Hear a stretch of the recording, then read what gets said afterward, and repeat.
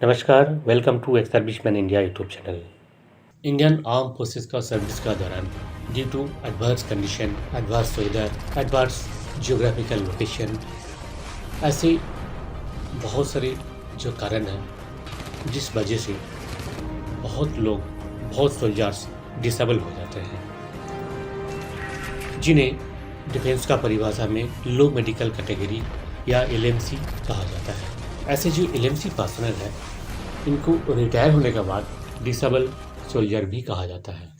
तो फ्रेंड्स, आज का वीडियो में जो डिस्कशन का विषय है, इस चैनल का बहुत व्यूअर्स ने ये सवाल रखा है कि अगर एलएमसी हो जाते हैं सर्विस का दौरान तो सिविल एम्प्लॉयमेंट में इसका क्या इफेक्ट होता है। सो फ्रेंड्स, आज इस वीडियो में डिटेल में बताएंगे। आर्मी, नेवी या फोर्स में जहाँ कहीं भी आप सर्विस कर रहे हैं, आप एलएमसी हो जाते हैं और आपको जो है रिटायर होना पड़ता है, या तो कलर सर्विस के बाद या फिर आप बिफोर कलर सर्विस, यानी कि प्रीमेच्योर रिटायरमेंट या फिर मेडिकल इनवैलिडमेंट या मेडिकल रिलीज़, जो भी जैसे भी हो आपको फौज छोड़ के अगर आना पड़ता है तो सिविल में आने के बाद इसका क्या इफेक्ट है।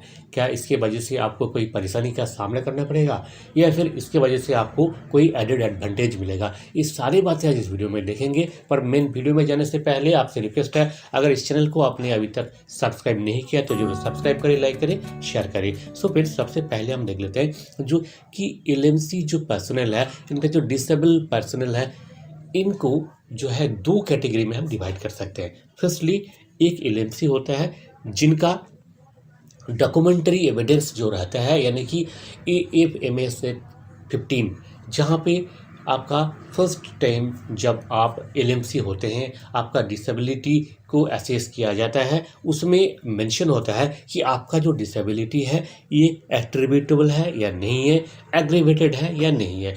एट्रीब्यूटेबिलिटी का मतलब है due to your military service आपका जो डिसेबिलिटी हुआ है। जैसे कि आप मान लीजिए एक्सरसाइज में जा रहे हैं और आप जो है लोडिंग अपलोडिंग कर रहे हैं बक्से या इक्विपमेंट, और एक बक्सा आपका पैर पे गिर गया और आपका फ्रैक्चर हो गया, तो ये क्या हुआ, एट्रीब्यूटेबल टू मिलिट्री सर्विस हो गया।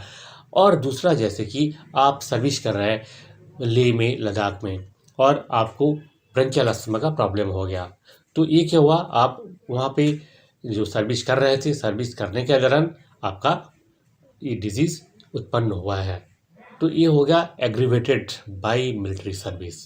सो ये दोनों में से कोई ना कोई एक अगर क्राइटेरिया है तो उनका जो डिसेबिलिटी है, उनको कुछ पेंशन भी मिलता है और भी कुछ सुविधाएं मिलती है। और दूसरे कैटेगरी का जो होता है एलएमसी, वो ना तो एट्रीब्यूटेबल होता है ना ही एग्रीवेटेड होता है। इस टाइप का जो एलएमसीज होता है, neither attributable nor aggravated by military service, इनको पेंशन नहीं मिलती है, यानी कि इनको डिसेबिलिटी पेंशन नहीं मिलती है।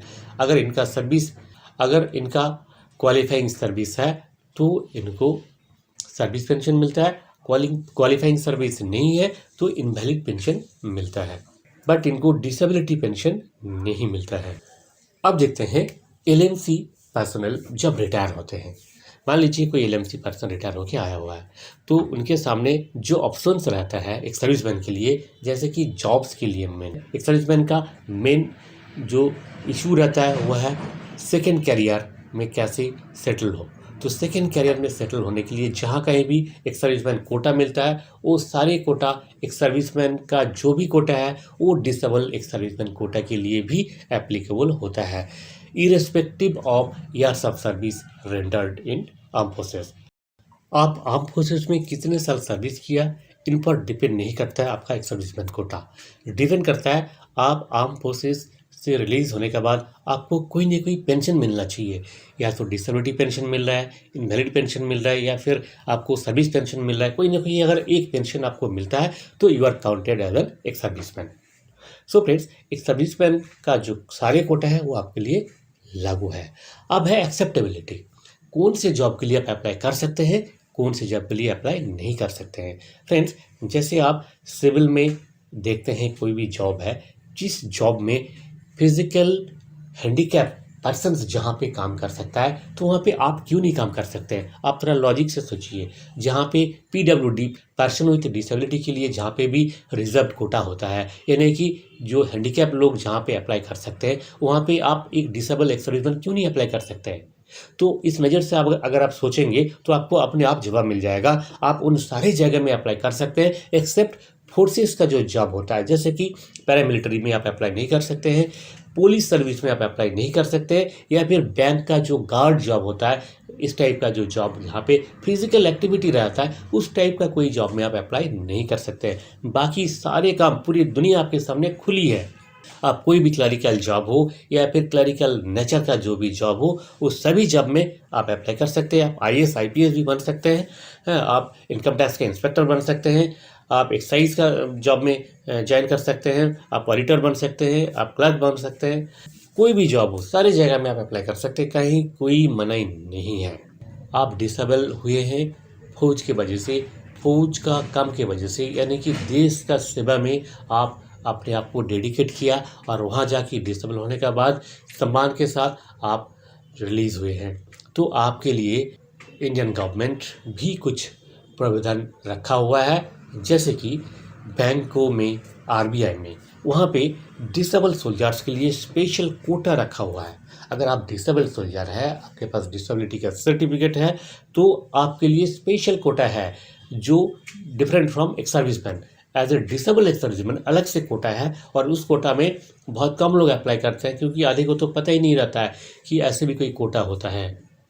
तो आपके लिए एक अपॉर्चुनिटी है, आप अगर डिसेबल है तो आप उस कोटा में अप्लाई करके इजीली कोई जॉब पा सकते हैं। तो देखिए, एलएमसी में जो है आप आउट होना, रिलीज़ होना, ये आप अपने मर्जी से तो हुए नहीं है, और आपको जो है फौज का जो सिचुएशन था उस वजह से आप एलएमसी हुए हैं, और उसके बाद आप जब सिविल में आ रहे हैं तो आपके लिए पूरी दुनिया खुली है, आप अप्लाई कर सकते हैं, कोई डिमेरिट नहीं है इसमें, इसलिए आप बिल्कुल बेफिक्र रहिए। कोई चिंता करने की आवश्यकता नहीं है कि मैं सिविल में जाने के बाद मुझे नौकरी नहीं मिलेगा। आपको ज़रूर अच्छा नौकरी मिलेगा, आप फिर सेकंड करियर में अच्छे से इस्टेब्लिश कर सकते हैं। बहुत हज़ारों लाखों डिसेबल सोल्जर्स जो है सेकंड करियर में अच्छे से इस्टेब्लिश हुए हैं, इसके लिए कोई चिंता करने की आवश्यकता नहीं है।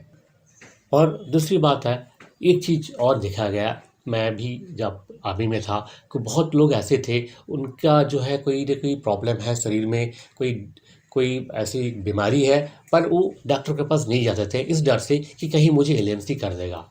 देखिए, अगर आपका शरीर में प्रॉब्लम है और प्रॉब्लम के साथ आप जी रहे हैं तो वो तो आपको और भी वीक बनाएगा, इससे आपको बहुत बड़ा नुकसान भी हो सकता है। इसलिए कभी भी छुपाइए मत। अगर आपको एलएमसी कर देता है मिलिट्री हॉस्पिटल तो इसमें कोई बुराई नहीं है, बल्कि आपके लिए ये तो बहुत सारे सुविधाएं भी है।